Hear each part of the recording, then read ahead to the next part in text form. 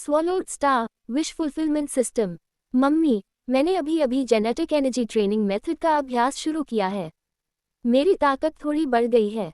अभी कुछ समय तक मुझे इसमें महारत हासिल नहीं हुई है और कुछ चीजें टूट गई हैं। मैं कल मिस्त्री को बुलाकर इसे ठीक करवा लूंगा। सीओयू सावधानीपूर्वक बाथरूम से बाहर आया और अपनी मम्मी को सब कुछ समझाया। फिलहाल वह झूठ बोलने के अलावा कुछ नहीं कर सकता था। सीओ के पिता सीओ डेंगुओ तुरंत बहुत खुश हुए और बोले, सीओयू बहुत अच्छा है। अभी कुछ ही घंटे हुए हैं और वह यूनिवर्स की एनर्जी को महसूस कर सकता है। मम्मी ने भी अपनी हरकतें रोक दी और खुशी से बोली, मेरा सीओयू अपने पिता से भी बेहतर है। शरीर पर तुम्हारे नियंत्रण की शक्ति को देखते हुए, अगर तुम नियंत्रण खोकर फर्नीचर तोड़ भी दो तो ये सुधार काफी महत्वपूर्ण होना चाहिए। सीओ के पिता सीओ डेंगुओ ने मन ही मन सोचा, अगर सुधार इतना अच्छा हुआ तो शायद तुम एक्सट्रीम मार्शल आर्ट्स हॉल में शुरुआती भर्ती के लिए योग्य हो जाओगे। 2 दिन में जब तुम्हारा शरीर इस स्किल के अनुकूल हो जाएगा, तब हम एक्सट्रीम मार्शल आर्ट्स हॉल में जाकर इसका परीक्षण करेंगे। भर्ती के लिए पहले से कौन सा क्राइटेरियन निर्धारित किया जाएगा? सीओयू ने हैरानी से पूछा। सामान्य तौर पर जब आप पहली बार जेनेटिक एनर्जी का अभ्यास करते हैं तो आपकी ताकत में केवल 300 किलोग्राम की वृद्धि होती है। यह एक सामान्य घटना है। जो लोग 600 किलोग्राम तक ताकत बढ़ाते हैं उन्हें एक्सेलेंट माना जाता है। जो लोग 1000 किलोग्राम तक ताकत बढ़ाते हैं उन्हें एलीट माना जाता है, और जो लोग 2000 किलोग्राम तक ताकत बढ़ाते हैं वे जीनियस होते हैं। पिता ने रुककर आगे कहा, बेशक अलग अलग स्तर की टैलेंट्स के साथ व्यवहार अलग अलग होता है। जीनियस बच्चों के लिए एक्सट्रीम मार्शल आर्ट्स स्कूल और थंडर मार्शल आर्ट्स स्कूल दोनों ही प्रतिस्पर्धा करेंगे।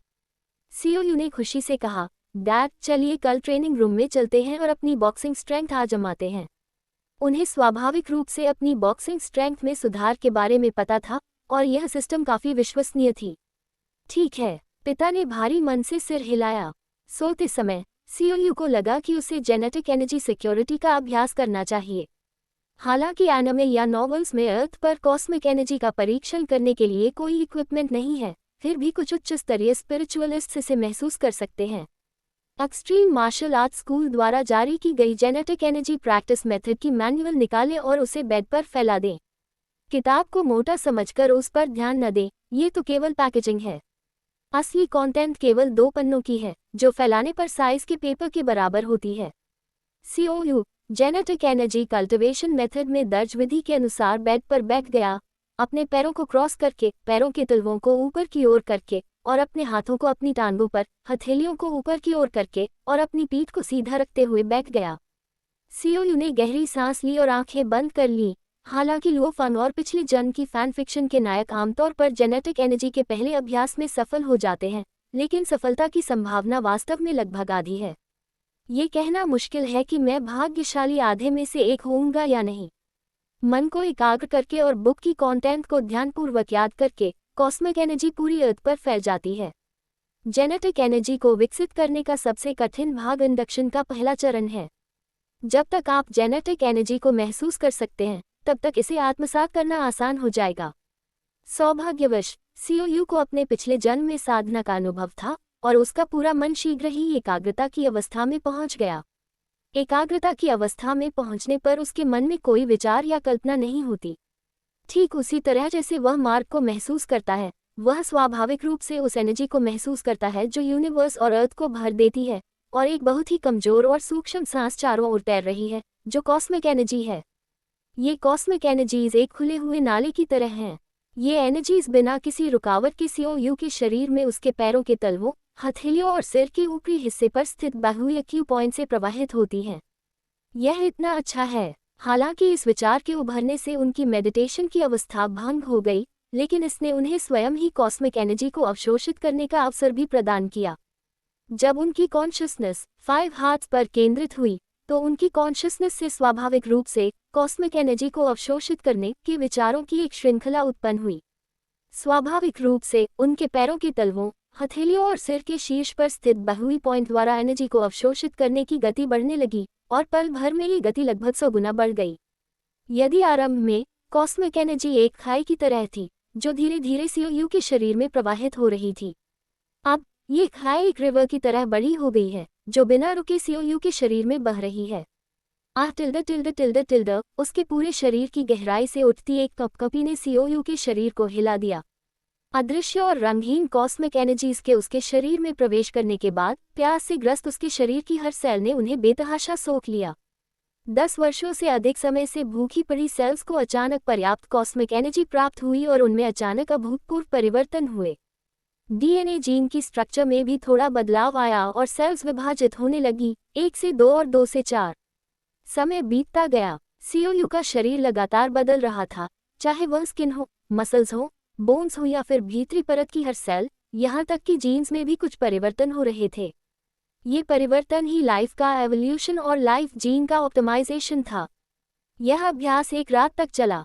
अगली सुबह सीओयू समय पर उठा और उसे अपने पूरे शरीर में बेहद आराम महसूस हुआ, जो सिस्टम के अपग्रेड होने के समय की अनुभूति से अलग था।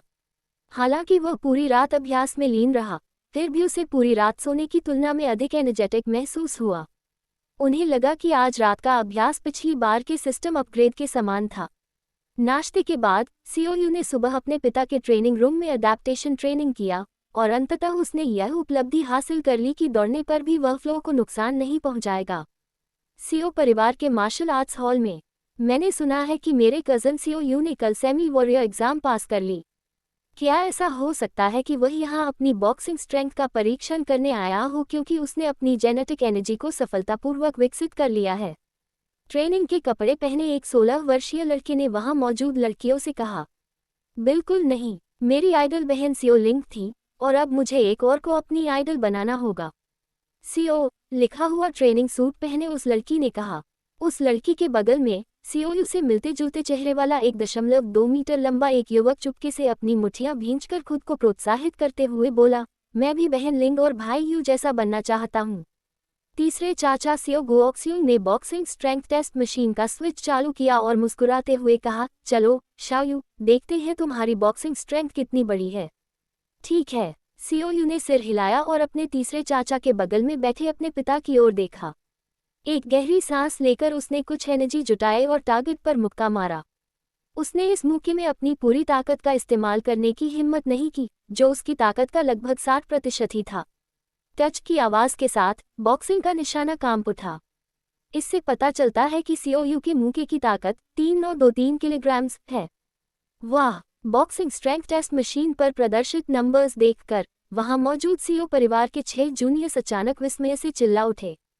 हमारे सीओ परिवार में एक सच्चा जीनियस जन्म लेने वाला है। ये नंबर देखकर सीओ डेंगुओ भी खुद को रोक नहीं पाया।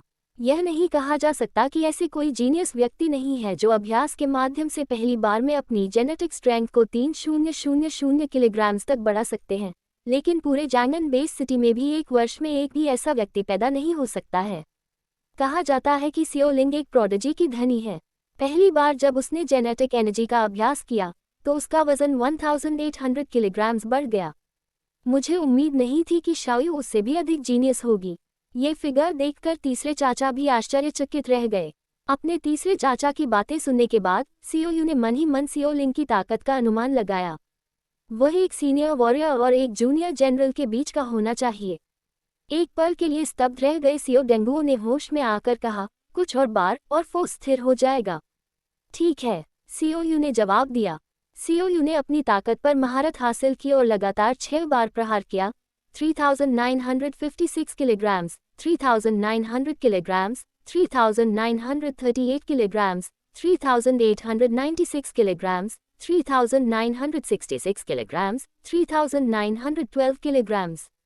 लगाया गया फोर्स अभी स्थिर नहीं है और इसे पूरी तरह से नियंत्रित करने के लिए 2 दिनों की अडैप्टेशन ट्रेनिंग की आवश्यकता होती है। एक वॉरियर को अपने द्वारा लगाए गए फोर्स के प्रत्येक अंश पर पूर्ण नियंत्रण होना चाहिए। केवल इसी तरह वह बैटल में पहल कर सकता है, उनके पिता सीओ डेंगुओ ने कहा। वास्तविक बैटल में यदि आप अपने द्वारा भेजी गई सेना को नियंत्रित नहीं कर सकते तो आप बैटल की स्थिति का अनुमान लगाने में गलतियां करेंगे और खुद को खतरनाक स्थिति में डालना आसान हो जाएगा। एक गलती डेथ का कारण बन सकती है। तीसरे चाचा सीओ गुओक्सियोंग ने भी मुड़कर सीओयू के 6 छोटे भाई बहनों से, जो देख रहे थे, कहा, दूसरे भाई सही कह रहे हैं। न केवल सीओयू को बल्कि आप सबको भी याद रखना चाहिए, खासकर ली टेंगयुन को। मुझे पता है, तीसरे चाचा 16 वर्षीय लड़के ने जवाब दिया। अपने बड़े भाई को उपदेश सुनते देख बाकी पांचों बच्चे अपनी हंसी रोकने की कोशिश कर रहे थे, लेकिन 12 साल का लड़का अपनी हंसी नहीं रोक पाया और फूट फूट कर हंस पड़ा। सियोजे, तुम में अब भी मुस्कुराने की हिम्मत है। तुम यहाँ सबसे अच्छे हो। तीसरे चाचा सियो गुओक्स्यूंग ने गुस्से से भरी आवाज में चिल्लाते हुए कहा। डैड, मैं तो सिर्फ 8 साल का हूँ। 1 मीटर 2 इंच के लड़के ने दुखी होकर कहा। शाओयू, चलो स्पीड की जांच जारी रखते हैं। तीसरे चाचा सियो गोरोंग ने स्पीड टेस्टर का स्विच ऑन करने के बाद कहा। ठीक है, तीसरे चाचा, सियोयू ने जवाब दिया। इस बार भी सियोयू ने पूरी ताकत से दौड़ने की हिम्मत नहीं की। एक तो इसलिए कि उसे अपनी ताकत पर अच्छा नियंत्रण नहीं था और उसे फ्लो को नुकसान पहुंचने का डर था। दूसरा इसलिए कि उसे डेटा के मेल न खाने का भी डर था। 61.2 मीटर सेकंड, स्पीड बहुत तेज है। यह एक एडवांस वॉरियर के लेवल तक पहुंच गया है। सियो डेंगुओ ने स्पीड टेस्टर की डिस्प्ले स्क्रीन को देखते हुए कहा। क्या गजब का जीनियस व्यक्ति है। ऐसे जीनियस व्यक्ति को पाने के लिए सभी मार्शल आर्ट स्कूल्स जरूर होड़ लगाएंगे। अगले कुछ समय तक सियोयू दिन के समय अपने पिता के सियो परिवार के मार्शल आर्ट स्कूल में अभ्यास करता रहा, शारीरिक विकास के बाद अपने शरीर से परिचित होता रहा, अपनी ताकत पर पूर्ण महारत हासिल करने का प्रयास करता रहा और कभी कभी सलाह लेने आने वाले अपने छोटे भाई बहनों को सिखाता भी रहा। उसने अकेले में अपनी पूरी ताकत से बॉक्सिंग स्ट्रेंथ का परीक्षण भी किया और वास्तव में ये 6500 किलोग्राम तक पहुंच गई। इसका मतलब है कि उसके पहले जेनेटिक एनर्जी ट्रेनिंग से उसकी शक्ति में वास्तव में 2500 किलोग्राम की वृद्धि हुई। बिना किसी सिस्टम के भी उसे एक जीनियस की श्रेणी में रखा जा सकता है। हालांकि यह नहीं कहा जा सकता कि बॉक्सिंग स्ट्रेंथ में वृद्धि का संबंध उनकी फिजिकल फिटनेस में हुई उल्लेखनीय वृद्धि से है या नहीं। कोई गलती नहीं है। एक पोस्ट, एक कंटेंट, एक बुक, एक रीडिंग। इसकी अधिकतम स्पीड भी 83.6 मीटर सेकंड है। रात में सोने के बजाय मैंने वक्सन का उपयोग करके अपनी जेनेटिक एनर्जी को स्काई में भेजा।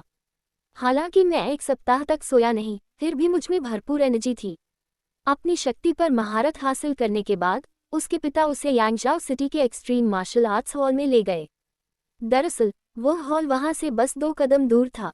सियोयू अकेले भी जा सकता था, लेकिन उसके पिता सियो डेंगुओ ने उसके साथ जाने की जिद की और कहा कि कॉन्ट्रैक्ट पर हस्ताक्षर करते समय एक्सट्रीम मार्शल आर्ट्स हॉल उसे धोखा नहीं दे सकता। लेकिन उसके चेहरे पर दिख रही आत्मसंतुष्ट मुस्कान से ही उसके इरादे का अंदाजा लगाया जा सकता है। वू टॉन्ग ने अंदर आते ही बेहद खुश दिख रहे सियो डेंगुओ को देखा, फिर अपने बगल में बैठे सियोयू की ओर देखकर कहा, सियोयू, हालांकि भाई सियो ने मुझे तुम्हारी स्थिति के बारे में बता दिया है, फिर भी हमें इसकी जांच करनी होगी। चलो शुरू करते हैं। ठीक है अंकल वू। यहाँ केवल 3 ही लोग थे, इसलिए सियोयू ने वू टॉन्ग को चीफ इंस्ट्रक्टर नहीं कहा। बॉक्सिंग स्ट्रेंथ टेस्टिंग मशीन के सामने खड़े होकर सियोयू ने अपनी पूरी ताकत इकट्ठा की और 3985 किलोग्राम की टारगेट पर मुक्का मारा। वू टॉन्ग हैरान था। उसने भाई सियो से सुना था कि उसके बेटे ने पहली बार जेनेटिक एनर्जी का सफलतापूर्वक कल्टिवेशन किया है और उसकी ताकत में काफी वृद्धि हुई है, लेकिन उसे यह उम्मीद नहीं थी कि उसका वजन वास्तव में 3000 किलोग्राम बढ़ गया है। वू टॉन्ग ने आश्चर्य से कहा, हाँ भाई सियो, आप मुझे कंट्रीब्यूशन पॉइंट्स भेज रहे हैं। मैंने 2 दिन पहले सुना था कि यान डिस्ट्रिक्ट के जिंग नायन ने एक जीनियस शिष्य लुओ फंग को प्रशिक्षित किया और बहुत लाभ प्राप्त किया। मुझे उम्मीद नहीं थी कि अब मैं वास्तव में लुओ फंग से भी अधिक जीनियस शिष्य को प्रशिक्षित कर रहा हूँ। वू टॉन्ग द्वारा लुओ फंग का जिक्र सुनकर सियोयू भी प्लॉट के उजागर होने के बाद लुओ फंग की वर्तमान शक्ति के बारे में बहुत उत्सुक हो गई और उसने जल्दी से पूछा, अंकल वो, क्या लुओ फंग ने भी जेनेटिक एनर्जी की कल्टिवेशन में सफलता प्राप्त कर ली है? जी हाँ, डायरेक्टर जूज के अनुसार लुओ फंग ने न केवल पहले अभ्यास में सफलता प्राप्त की, बल्कि उनके प्रदर्शन में उल्लेखनीय वृद्धि भी हुई। उनकी बॉक्सिंग स्ट्रेंथ 2000 किलोग्राम तक पहुंच गई और परीक्षण में उन्होंने 3150 किलोग्राम की ताकत का प्रदर्शन किया। उनकी स्पीड 58.5 मीटर सेकंड तक पहुंच गई और नर्वस रिस्पॉन्स टेस्ट में भी उन्होंने प्राइमरी वॉरियर लेवल के पूरे अंक प्राप्त किए। इंटरमीडिएट वॉरियर लेवल में उनका प्रदर्शन एक्सेलेंट है। सियोयू को यह उम्मीद नहीं थी कि लुओ फंग को डिटेंशन सेंटर में न भेजे जाने के बावजूद उसकी शक्ति इतनी बढ़ जाएगी।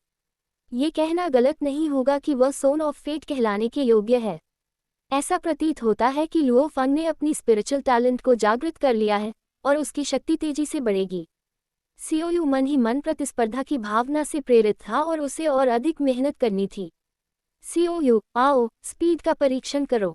1 मिनट रुको, नर्वस रिस्पॉन्स स्पीड का फिर से परीक्षण करो। वू टॉम इस ट्रेजर की क्षमता का परीक्षण ऐसे करता रहा मानो उसे कोई खजाना मिल गया हो। ठीक है, अंकल वू, COU ने जवाब दिया। जल्द ही टेस्ट रिजल्ट सामने आ गए। Boxing strength 3985 kilograms, speed 62 meters second, nervous response test intermediate warrior level के लिए फुल मार्क्स, एडवांस वॉरियर के लिए एक्सीलेंट। हाँ, कुछ महीने पहले ही एक जीनियस CO लिंक सामने आया था और अब एक धुरंधर COU है। भाई CO, आपका CO परिवार सचमुच टैलेंट से भरा हुआ है। वू टॉम ने ईर्ष्या से CO डेंगुओ से कहा। पिछले 10 वर्षों में CO परिवार की शान शौकत और बढ़ती जा रही है और परिवार की ताकत भी लगातार मजबूत होती जा रही है। CO के पिता CO डेंगुओ ने एक दुर्लभ अप्रत्यक्ष मुस्कान के साथ कहा, हाँ, ये सब उनकी अपनी मेहनत का नतीजा है।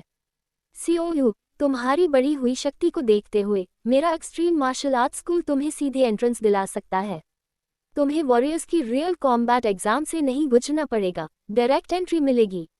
वू टॉम ने कहा, मैंने अपने पिता से सुना है, COU ने उत्तर दिया। हमारे दोनों परिवारों के बीच के रिश्ते को देखते हुए मैं आपसे यह बात छुपाऊंगा नहीं।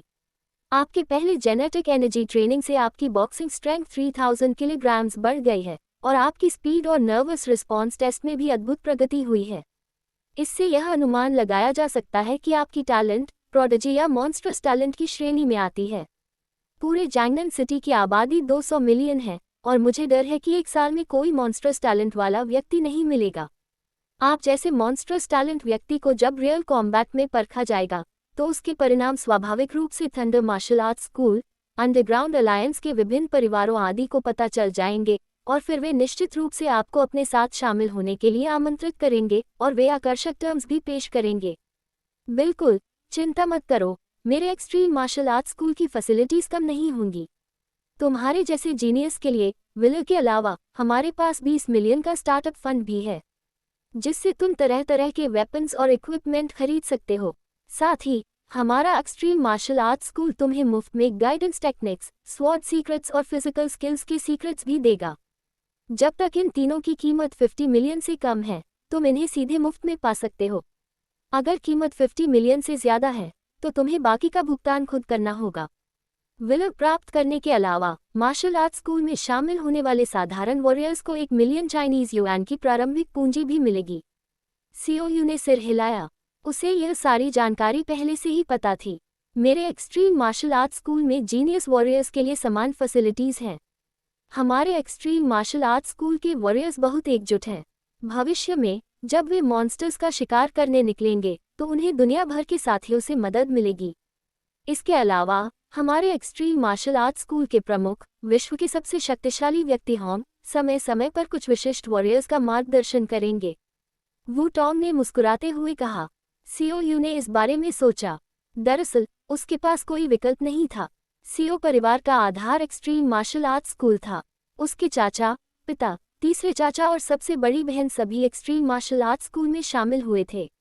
वह अपवाद नहीं हो सकता था। अंकल वो, मैं एक्सट्रीम मार्शल आर्ट्स स्कूल में दाखिला ले रहा हूँ। हाँ, वू टॉम दिल खोलकर हंसा। बेशक मैं तुम्हें सीधे एक्सट्रीम मार्शल आर्ट्स स्कूल में शामिल करने के योग्य नहीं हूँ। तुम्हारे जैसे डेमन लेवल वॉरियर को आत्मसात करने के लिए हेडक्वार्टर्स को स्वयं समीक्षा करनी होगी।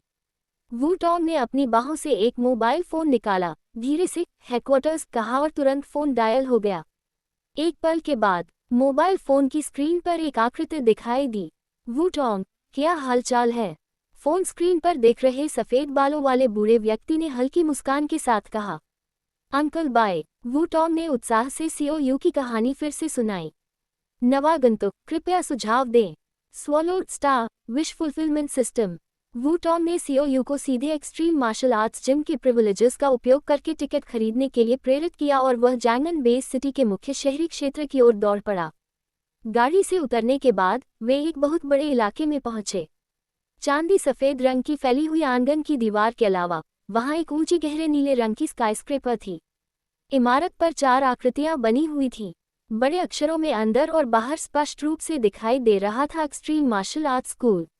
यह अल्टीमेट जनरल हॉल है, जैंगनन सिटी में स्थित हमारे एक्सट्रीम मार्शल आर्ट्स जिम का हेडक्वार्टर्स। वू टॉम ने कहा। एक्सट्रीम जनरल हॉल की दीवारों के बाहर हर जगह असली गन्स और बुलेट से लैस लोग पहरा दे रहे हैं। पूरा एक्सट्रीम जनरल हॉल किसी खूंखार हथियारों से लैस मॉन्स्टर का आभास कराता है। एक्सट्रीम जनरल हॉल का मैक गेट 100 मीटर चौड़ा है और सैनिकों की कतारें चारों ओर पेट्रोल लगा रही हैं। इतने सारे सैनिक, सीओयू ने आह भरी। ये हमारे ही एक्सट्रीम मार्शल आर्ट्स हॉल के सैनिक हैं। इनमें से कई हमारे एक्सट्रीम मार्शल आर्ट्स हॉल के वॉरियर्स हैं जो घायल हो गए थे या जिन्होंने अपना प्रोफेशन बदल लिया था। वुटोंग मुस्कुराते हुए बोले, चलिए अंदर चलते हैं। चलो चलें। चेहरे पर निशान लिए एक हाथ वाले व्यक्ति ने दूर की ओर हाथ हिलाया। सभी सैनिक तुरंत एक कदम पीछे हट गए। यूनिफॉर्म की गति बेहद प्रभावशाली थी। एक हाथ वाले व्यक्ति ने मुस्कुराते हुए वुटोंग की ओर देखा और कहा, भाई वू, लाव जियंग 2 दिन पहले ही हेडक्वार्टर्स आए थे और आप पिछले 2 दिनों में फिर से यहाँ आ गए हैं। ऐसा लगता है कि आपके यांगझाओ सिटी गिल्ड हॉल ने इस साल काफ़ी प्रोग्रेस की है। सीओयू, मैं तुम्हारा सीनियर हूँ, कृपया अंकल लू को बुलाओ। वुटोंग ने सीओयू की ओर देखा। अंकल लू, सीओयू ने आदरपूर्वक कहा। वह बैटलफील्ड में लड़ने वाले ऐसे वॉरियर्स का बहुत सम्मान करता था। ये स्पष्ट है कि उनकी एकाम न होने का कारण जंगल में लड़ना है। शायद यही कारण है कि वे अब यहाँ ड्यूटी पर हैं। वुटोंग, जल्दी इधर आओ। सफ़ेद बालों वाला एक बूढ़ा व्यक्ति मार्शल आर्ट्स हॉल के गेट पर खड़ा उन दोनों की ओर देख रहा था। अंकल बाय, मुझे लेने के लिए नीचे आने की क्या ज़रूरत है? वुटोंग जल्दी से उनका अभिवादन करने के लिए उनके पास आया। चलो, मेरे साथ आओ। वुटोंग ने सीओयू का अभिवादन किया। सीओयू ने भी बूढ़े व्यक्ति को नमस्कार करते हुए कहा, अंकल बाय। युवक अच्छा है। सफ़ेद बालों वाले बूढ़े व्यक्ति ने सीओयू को ऊपर से नीचे तक देखा और कहा। वे तीनों रास्ते भर बातें करते रहे और जल्द ही एक 3 मंजिला सिंगल फैमिली विला के बाहर पहुंच गए। ये विला काफ़ी बड़े क्षेत्र में फैला हुआ था। अंकल बाय ने कहा, हम यहाँ हैं, चलो ऊपर चलते हैं। जी हाँ, अंकल बाय। विला की दूसरी मंजिल खाली है, जो यांगझाओ के यान डिस्ट्रिक्ट में स्थित extreme martial arts training hall से छोटी नहीं है। सुपरवाइजर, वुटोंग जब दूसरी मंजिल पर पहुंचा तो उसने तुरंत आदरपूर्वक ये बात कही। वुटोंग, ये युवक अवश्य ही सीओयू होगा। एक कोमल आवाज सुनाई दी। जी हाँ, सुपरवाइजर, वुटोंग ने जल्दी से जवाब दिया। सीओयू ने ध्यान से देखा तो उसके सामने 7 लोग खड़े थे, जिनमें से 6 ने व्हाइट सूट पहन रखे थे। इस समय ये 6 लोग ब्लैक सूट पहने एक अधेड़ उम्र के व्यक्ति के पीछे सम्मानपूर्वक खड़े थे। उनका शरीर दुबला पतला था, नाक थोड़ी टेढ़ी थी और आंखों में सौम्य मुस्कान थी। वुटोंग को खांसी आई और सीओयू ने तुरंत जवाब दिया, मैं सुपरवाइजर से मिल चुका हूँ। टैंक सूट पहने अधेड़ उम्र के व्यक्ति ने हल्के से सिर हिलाया और कहा, ओल्ड बाय, चलिए शुरू करते हैं।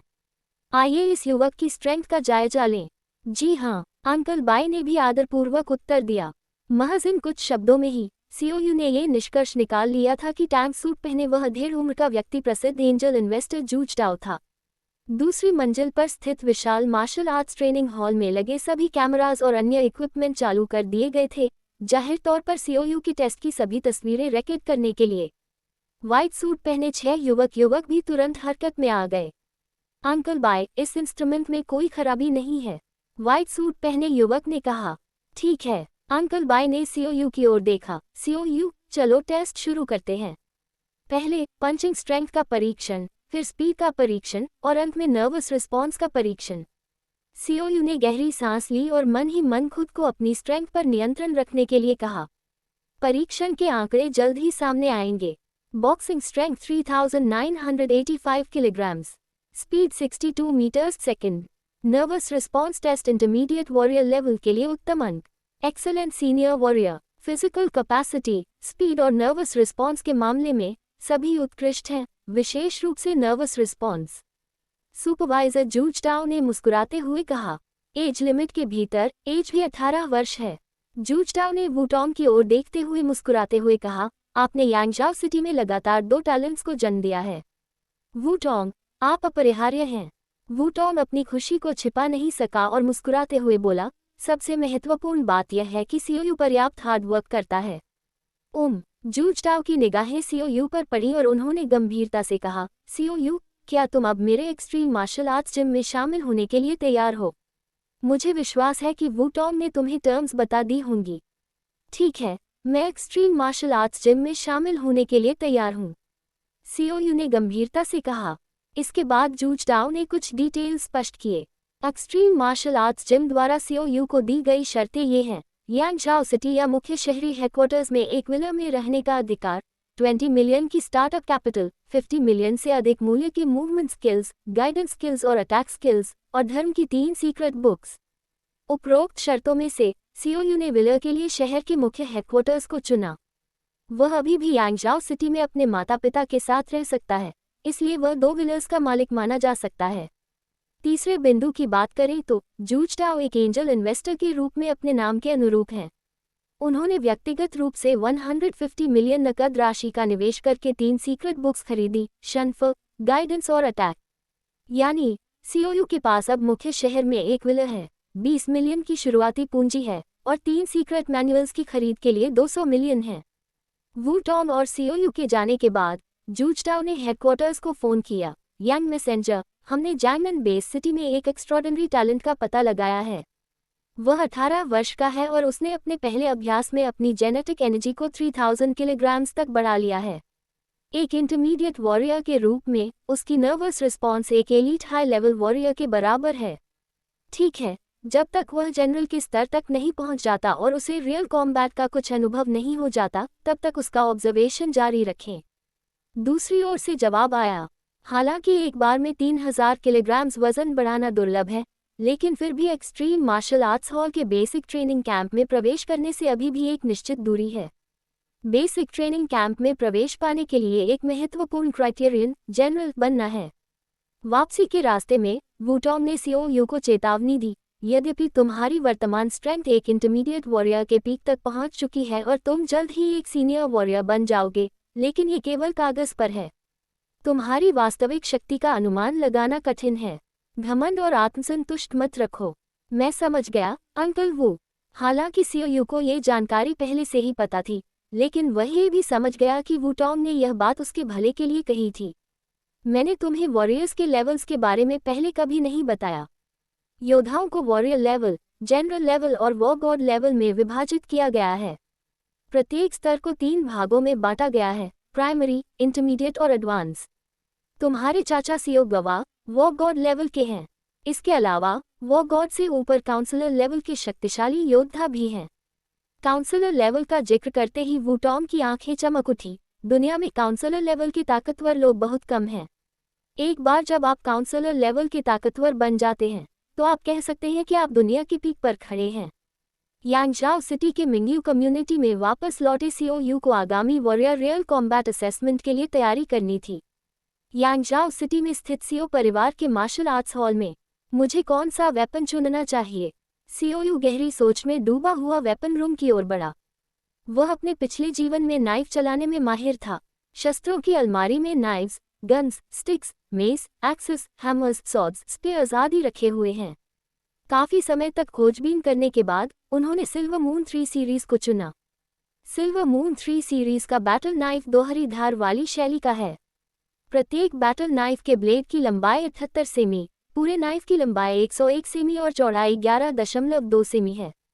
कई प्रयासों के बाद 80 किलोग्राम्स वजन का एक बैटल नाइफ खोजा गया। पहले बेसिक मूवमेंट्स का अभ्यास करो। पिछले जीवन में सीखे गए डबल नाइफ्स की आक्रामक और रक्षात्मक गतिविधियों के आधार पर उसने वेपन से खुद को परिचित करना शुरू कर दिया। कहते हैं कि वेपन शरीर का ही एक हिस्सा होते हैं। एक 14 वर्षीय लड़की बॉक्सिंग और फुट प्रैक्टिस कर रही थी।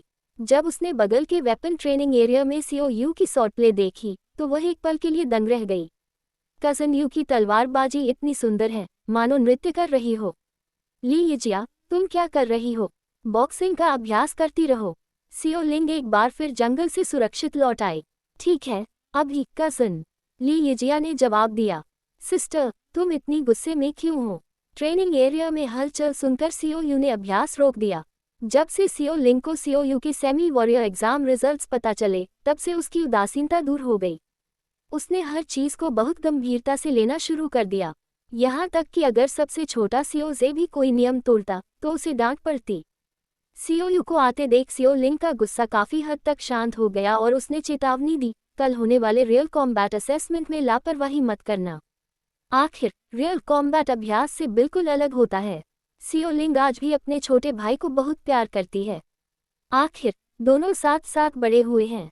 चिंता मत करो सिस्टर, इस महीने की ट्रेनिंग के अलावा मैंने जंगल में कई मॉन्स्टर्स की विशेषताओं की विशेष रूप से जांच भी की है, सियो ने कहा। ठीक है, देर हो रही है, वापस जाओ और आराम करो। सियो लिंग ने समय देखा और मुस्कुराए। ठीक है, सियो यू ने जवाब में सिर हिलाया। तीसरे चाचा और सिस्टर लिंग को अलविदा कहने के बाद वह सीधे अपने विला लौट गया। सियो परिवार का martial arts hall Mingyu community के बहुत करीब है। 1 अगस्त की सुबह एक्सट्रीम क्लब के एक वॉरियर के नेतृत्व में सियो यू, लुओ फंग और यांग वू सहित 30 से अधिक प्रोस्पेक्टिव वॉरियर्स ट्रेन स्टेशन की ओर दौड़ पड़े। यह एक स्पेशल ट्रेन थी जिसमें बड़ी संख्या में प्रोस्पेक्टिव वॉरियर्स बैठे थे और वे सभी वॉरियर्स के रियल कॉम्बैट असेसमेंट में भाग ले रहे थे। ट्रेन के डिब्बे पूरी तरह से बंद स्ट्रक्चर्स थे और इस समय प्रत्येक डिब्बे में लगी बिग स्क्रीन पर एक आकृति दिखाई दी। प्रिय प्रोस्पेक्टिव वॉरियर्स, भविष्य के योद्धाओं, मैं HR अलायंस से आया हूँ। एक अधेड़ उम्र के व्यक्ति का भाषण बिग स्क्रीन पर लाइव प्रसारित हो रहा था। दुनिया का सबसे शक्तिशाली समूह, सबसे धनी समूह। आप सभी हमारे HR अलायंस के एक और नाम से परिचित होंगे, अंडरग्राउंड अलायंस। जब से लुओ फंग और यांग वू मिंग्यू कम्युनिटी में रहने आए हैं, तब से तीनों एक दूसरे के करीब आ गए हैं। वे तीनों ट्रेन में भी अगल बगल बैठे थे। मैडमन शाओ यू, क्या तुम्हें अंडरग्राउंड अलायंस के बारे में पता है? यांग वू हंसते हुए बोला, वह तो बहुत अमीर आदमी है। मुझे पता है, सियो यू ने सिर हिलाया। HR अलायंस, जिसे अंडरग्राउंड अलायंस कहते हैं, वास्तव में विभिन्न सुपर कंसोर्टियम्स द्वारा गठित एक गठबंधन है। मैं अपना परिचय देना चाहता हूँ। मैं जैंगन बेस सिटी सिक्योरिटी ब्यूरो का डेप्यूटी डायरेक्टर हूँ। मेरा उपनाम लियू है। मैं जैंगन बेस सिटी में स्थित thunder and lightning general hall का डायरेक्टर हूँ। मेरा उपनाम वैंग है। पिछली 3 संस्थाओं ने प्रोस्पेक्टिव वॉरियर्स का परिचय करा दिया है। कहने की जरूरत नहीं, हर कोई जानता है कि मैं एक्सट्रीम मार्शल आर्ट्स स्कूल से हूँ। ट्रेन के डिब्बे में लगी डिस्प्ले स्क्रीन पर अक्षर लगातार बदलते रहते हैं। मैडमन शाओ यू, मेरे इंस्ट्रक्टर और सीनियर ब्रदर भी अतीत में एक्सट्रीम मार्शल आर्ट्स जिम में शामिल हुए थे और अब तुम भी शामिल हो गए हो। वैसे भी एक्सट्रीम मार्शल आर्ट्स जिम में शामिल होने के बावजूद तुम अंडरग्राउंड अलायंस से जुड़ सकते हो, यांग वू ने धीमी आवाज में कहा। जहां तक मुझे पता है, वस्तुओं की खरीद बिक्री करते समय अंडरग्राउंड अलायंस की कीमत आमतौर पर अधिक होती है, लेकिन जब उन्हें एक्सट्रीम मार्शल आर्ट्स हॉल में बेचा जाता है तो उसके बदले में कंट्रीब्यूशन पॉइंट्स प्राप्त होते हैं। ये कंट्रीब्यूशन हमारे एक्सट्रीम मार्शल आर्ट्स हॉल के वॉरियर्स के लिए बहुत महत्वपूर्ण है, सियो यू ने भी धीमी आवाज में कहा। लुओ फंग को ये सब स्वाभाविक रूप से पता था। देखो, इस ट्रेन में कितने सारे प्रोस्पेक्टिव वॉरियर्स हैं। लुओ फंग ने चारों ओर देखा। बहुत सारे लोग हैं, यांग वू ने अपने होंठ सिकुड़ते हुए कहा। प्रत्येक वॉरियर के रियल कॉम्बैट असेसमेंट के लिए पूरे जैंगन बेस सिटी में 1000 से अधिक सेमी वॉरियर्स भाग लेते हैं। ये संख्या 1500 से अधिक होनी चाहिए। सटीक संख्या जानने वाले सियो यू ने एक संख्या बताई। प्रिय योद्धाओं, ट्रेन स्टेशन पर पहुंचने ही वाली है। कृपया ट्रेन से उतरने के लिए तैयार रहें। गाड़ी का दरवाजा खुला और प्रोस्पेक्टिव वॉरियर्स की विशाल भीड़ बड़े मिलिट्री कैंप में प्रवेश कर गई। नीले आकाश में सैकड़ों बर्ड्स और मॉन्स्टर्स घनी आबादी में थे और गर्जना करते हुए गुजर रहे थे। हर प्रोस्पेक्टिव वॉरियर के कानों तक एक बुलंद आवाज पहुंची, आप सभी का जैंगन base city northern military district में स्वागत है। इस बार आप में से 1680 योद्धाओं का रियल कॉम्बैट असेसमेंट आयोजित किया जाएगा। इसके बाद कृपया उन प्रोस्पेक्टिव वॉरियर्स के नाम बताएं जो कॉम्बैट यूनिफॉर्म और वेपन्स प्राप्त करने के लिए आगे आएंगे। फैंग शेंग सिंह, लुओ रूटिंग, लुओ फंग, यांग वू, सियो यू। जैसे ही सियो यू ने अपना नाम सुना, वो तुरंत अपनी combat uniform, combat boots, battle knife और कम्युनिकेशन वॉच लेने के लिए दौड़ पड़ा। सियो यू ने उसे दिए गए इक्विपमेंट उठाए और रेस्ट एरिया में लौट आया। उन्हें बदलने के बाद वह वापस आया और अपने बगल में बैठे लुओ फंग, यांग वू और अन्य लोगों से बातचीत करने लगा। सियो यू, लुओ फंग, मेरे पीछे आओ, वू टॉन्ग ने कहा और आगे आगे चलने लगा। ठीक है अंकल वू। सियो यू सीधे उसके पीछे चला गया। हालांकि लुओ फंग उलझन में था, उसने कोई संकोच नहीं किया। क्या आप आगे का चैप्टर शेयर करना चाहेंगे? Swallowed star wish fulfilment system. कुछ ही देर में तीनों लोग एक शांत छोटी इमारत की दूसरी मंजिल पर पहुंच गए। दूसरी मंजिल पर स्थित मीटिंग रूम में कई लोग एक साथ बैठे थे। सीओयू ने गौर किया तो पाया कि उनमें से एक परिचित व्यक्ति जैंगनन सिटी सीमा का जूझटाओ था, जो गिल्ड हॉल के 4 दिग्गजों में से एक था। सुपरवाइजर, सीओयू और लुओफंग ने एक ही समय पर चिल्लाया। अच्छा, सीओयू और लुओफंग, तुम वू टॉन्ग के पीछे जाओ और वहां बैठ जाओ। टूटी हुई चांदी की झलक वाले गहरे रंग की मिलिट्री यूनिफॉर्म पहने जूझटाओ ने हल्की मुस्कान के साथ कहा। जूझ, क्या तुम इसी लुओफंग की बात कर रहे हो? मुझे लगता है कि यह हमारे thunder and lightning martial arts school से कुछ खास बेहतर नहीं है। जूझटाओ के सामने गहरे बैंगनी रंग का सूट पहने एक हट्टा कट्टा आदमी खड़ा था। मेरा थंडर मार्शल आर्ट्स स्कूल इस बार 2 लोगों की भर्ती कर रहा है। एक की फिजिकल कैपेसिटी तुम्हारे लुओफंग से कम नहीं है और दूसरा वेपन्स का माहिर है। उस हट्टे कट्टे आदमी ने सीओयू की तरफ नहीं देखा, क्योंकि वह सीओ परिवार की स्थिति को समझता था। ये हट्टा कट्टा आदमी वैंग हैंग है, जो thunder lightning martial arts gym का डायरेक्टर है। मेरा नाम वैन डांग है। चेहरे पर बैंगनी रंग का बर्थमार्क लिए उस उदास युवक ने कहा। मेरा नाम मा सीओ है। एक अन्य युवक के चेहरे पर मुस्कान थी। लुओफंग मुस्कुराया और सिर हिलाया। सीओयू ने मुस्कुराते हुए कुछ लोगों की ओर देखा। लुओफंग, सीओयू, वैन डांग ने कहा, क्या तुम दोनों में कंपटीशन करने का साहस है? आज रात के वॉरियर रियल कॉम्बैट असेसमेंट में तुम में से कौन पॉइंट्स में फर्स्ट प्लेस प्राप्त करेगा? सीओयू ने उनके इनविटेशन को पूरी तरह से नज़रअंदाज कर दिया। मुझे इसमें कोई दिलचस्पी नहीं है। लुओफंग ने भी सिर हिलाकर मना कर दिया। वैंग हैंग अभी कुछ बोलने ही वाले थे कि जूझटाओ ने बीच में ही टोकते हुए कहा, हम भी चलते हैं। वॉरियर रियल कॉम्बैट असेसमेंट जल्द ही शुरू होगा। सीओयू समेत 1680 सेमी वॉरियर्स ने सैनिकों के मार्गदर्शन में एक छोटे से मॉन्स्टर टाउन के बाहरी इलाके तक पहुंचने में लगभग आधा घंटा बिताया। शाम हो चुकी थी और सूरज डूब चुका था। कस्बे के बाहर चारों ओर कांटेदार तार लगे हुए थे। बड़ी संख्या में सैनिक वेपन्स से लैस होकर पेट्रोल लगा रहे थे। यह असेसमेंट आज शाम 6:30 बजे शुरू होगा और कल सुबह 6:30 बजे समाप्त होगा। जितने ज्यादा मॉन्स्टर्स को मारोगे उतने ज्यादा पॉइंट्स मिलेंगे। सबूत के तौर पर उसका लेफ्ट ईयर काट लो। याद रखें, सेमी वॉरियर्स को एक दूसरे को मारने की मनाही है। उल्लंघन करने वालों को सीधे शूट कर दिया जाएगा। शीर्ष 60% अंक प्राप्त करने वाले वॉरियर के रूप में योग्य माने जाएंगे। सिपाही ने असेसमेंट के नियम पढ़कर सुनाए। 1680 लोगों में से 1008 सफल होंगे और शेष 672 बाहर हो जाएंगे। सभी प्रोस्पेक्टिव वॉरियर्स, निकल पड़ो और मॉन्स्टर टाउन में प्रवेश करो। ऑफिसर ने हाथ हिलाया। लुओफंग ने सीओयू और यांग वू से कहा, सीओयू, भाई यांग, क्या आप दोनों साथ जाएंगे या अकेले ही इस मॉन्स्टर टाउन में जाएंगे? सीओयू ने गंभीरता से कहा, मैडमन, यह असेसमेंट केवल एक आकलन नहीं, बल्कि ट्रेनिंग है। भविष्य में हमें और भी शक्तिशाली मॉन्स्टर्स का सामना करना पड़ेगा। इस टाउन में मौजूद सभी मॉन्स्टर्स सबसे कमजोर एच क्लास के हैं, जो अभ्यास का सबसे अच्छा अवसर है। लुओफंग ने सिर हिलाते हुए कहा, बिल्कुल सही, आपको भी सावधान रहना चाहिए। अच्छा, मैडमन, सीओयू, तुम्हें भी इस अवसर का लाभ उठाना चाहिए और शॉर्टप्ले का अभ्यास करना चाहिए। यांग वू ने याद दिलाया। सीओयू मुस्कुराए और एक इमारत की ओर दौड़ पड़ी। वह किसी अंधेरी जगह पर नहीं गया, बल्कि बड़ी सर्च लाइट से रोशन एक चमकदार जगह पर गया।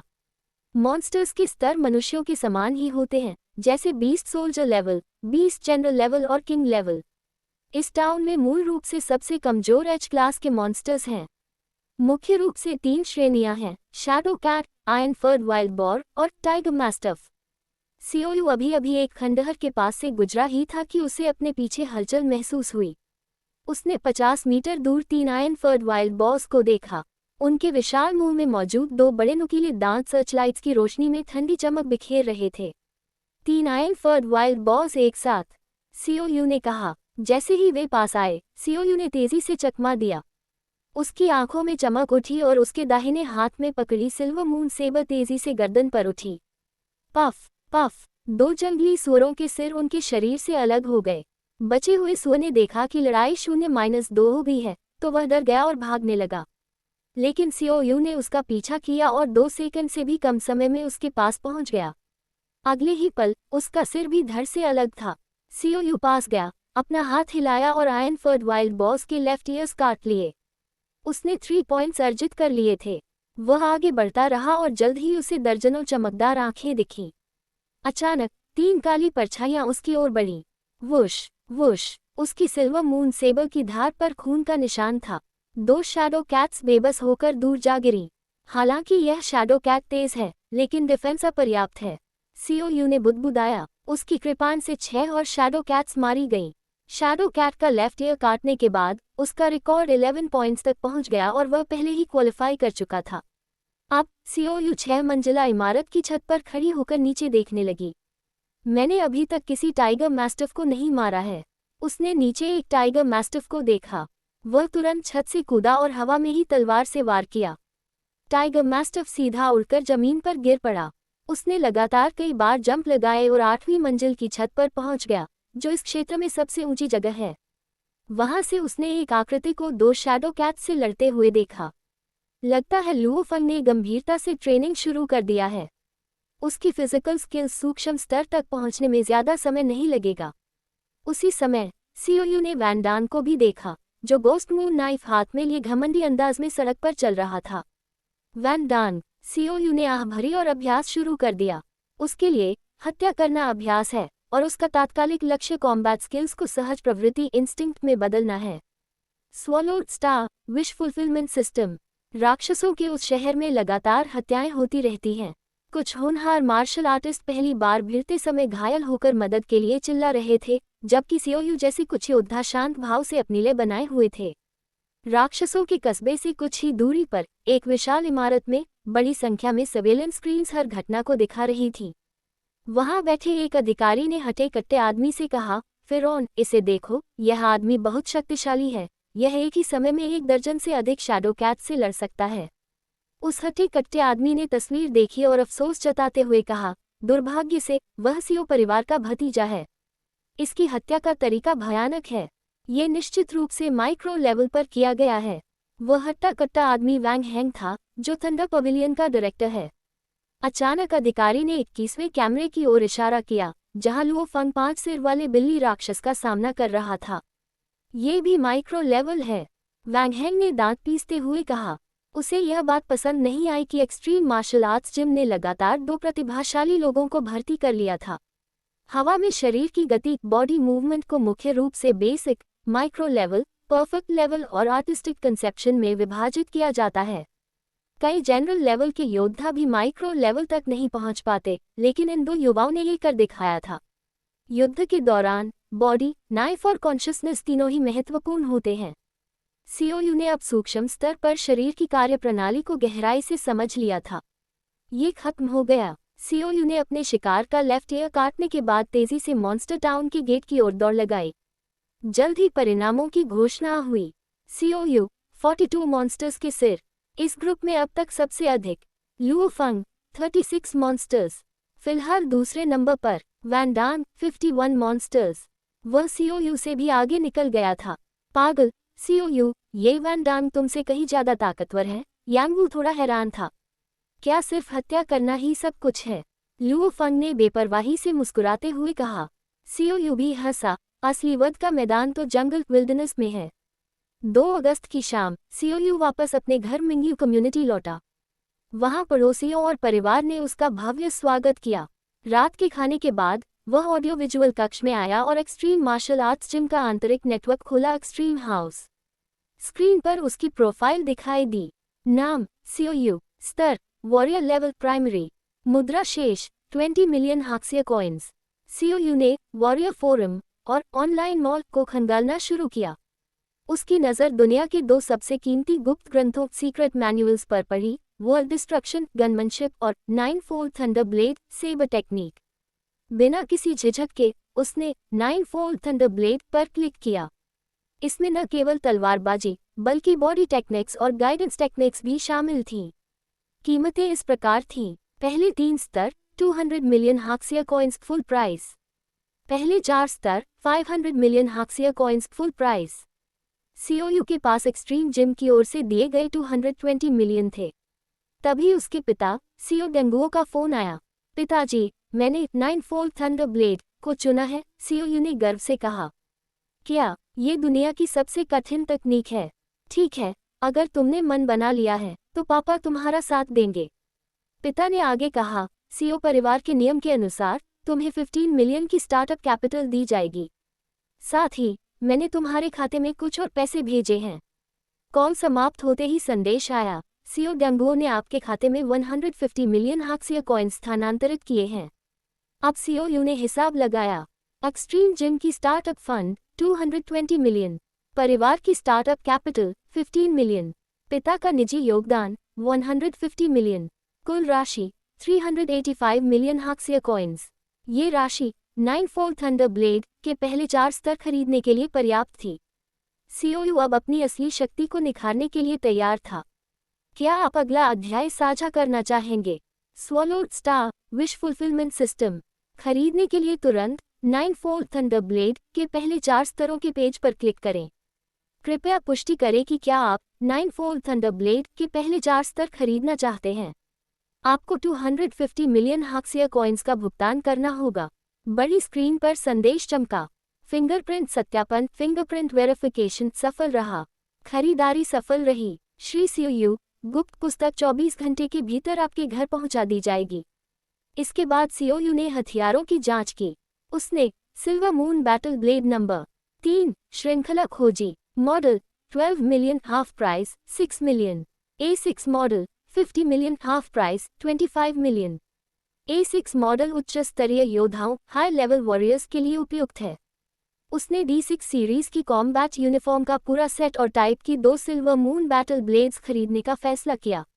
आधी कीमत पर खरीदने के बावजूद उसके पास पर्याप्त पैसे बच रहे थे। 3 अगस्त की सुबह मिंगवी समुदाय में एक डिलीवरी मैन आया। श्री सीओयू, यह आपकी गुप्त पुस्तक है। इसे खोलने के लिए फिंगरप्रिंट का उपयोग करें। मिश्र धातु एलॉय का डिब्बा खुला, जिसमें 1 सेंटीमीटर मोटी किताब और 2 सीडीज रखी थी। किताब पर लिखा था 9-fold thunder blade. Delivery man ने मुस्कुराते हुए नियम दोहराए, इस पुस्तक का कॉपीराइट थंडर गॉड ले शेन के पास है।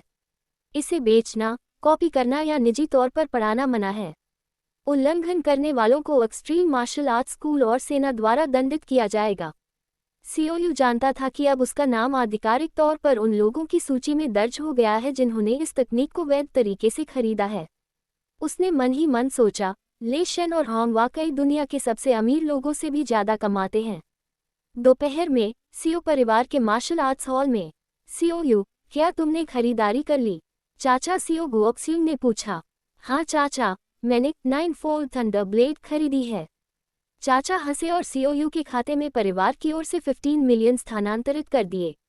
उन्होंने समझाया, हमारा परिवार इसी तरह बना है। शुरुआती मदद के बाद जब तुम कमाने लगोगे तो अपनी शुद्ध आय का 10% परिवार की रक्षा और विकास के लिए देना होगा। रात 10 बजे सीओयू ने अपने चाचा और वॉर गॉड सीओ गवाक जिन्हें सीओ संशो या 3 स्ट्राइक्स वॉर गॉड कहा जाता है से वीडियो कॉल पर बात की। लड़के, मैंने सुना है तुमने 9-fold थंडर ब्लेड चुनी है। मेरा एक दोस्त यांग रनवा इसका अभ्यास करता है और 6ठे स्तर पर है। मैं तुम्हें उसका अनुभव एक्सपीरियंस दिलाऊंगा, चाचा ने गर्व से कहा। उन्होंने ये भी बताया कि सीओयू को एक बैटल स्क्वाड में शामिल करने के लिए सुपरवाइजर जूजटाओ से बात हो गई है। कॉल के बाद चाचा ने सीओयू के खाते में 200 मिलियन स्थानांतरित किए। अब सीओयू के पास 220 मिलियन से अधिक की नकद राशि थी। 4 अगस्त की सुबह सीओयू ने सोचा कि इतनी बड़ी रकम को आइडल रखने के बजाय निवेश करना बेहतर है। वह जानता था कि लुओ फंग के छोटे भाई लुओ हुआ में निवेश की असाधारण प्रतिभा है। लुओ फंग के विला में सीओयू ने सीधे मुद्दे की बात की। लुओ फंग, मैंने सुना है तुम्हारे भाई लुओ हुआ की स्टॉक मार्केट में बहुत गहरी समझ है। लुओ हुआ को व्हीलचेयर पर अंदर लाया गया।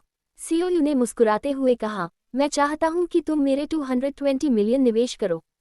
मुनाफे पर तुम्हें 20% कमीशन मिलेगा। अगर नुकसान हुआ तो वह मेरी जिम्मेदारी होगी। 220 मिलियन। लुओ हुआ दंग रह गया। उसने कभी इतनी बड़ी रकम नहीं संभाली थी। भाई यू, आपके भरोसे के लिए धन्यवाद। मैं इसे 1 बिलियन या उससे भी ज्यादा में बदल दूंगा, लुओ हुआ ने आत्मविश्वास से कहा। सीओयू ने लुओ फंग से भी कहा, लुओ फंग, अगर तुम्हें बेहतर हथियार खरीदने के लिए पैसों की कमी पड़े तो बेझिझक मुझसे ले लेना। लुओ फंग हैरान था, क्या तुम्हें डर नहीं लगता कि मैं चुका नहीं पाऊंगा? सीओयू ने गंभीरता से कहा, मुझे तुम पर तुमसे भी ज्यादा भरोसा है। सुपरवाइजर जूज के सुझाव पर लुओ फंग फायर हैमर स्क्वाड में शामिल हो गया। सीओयू की वित्तीय मदद और मार्गदर्शन के कारण लुओफंग ने पहले से बेहतर उपकरण खरीदे, जिससे उसकी आगामी जंगल की यात्रा और भी सुरक्षित होने वाली थी। क्या आप अगला अध्याय जारी रखना चाहेंगे?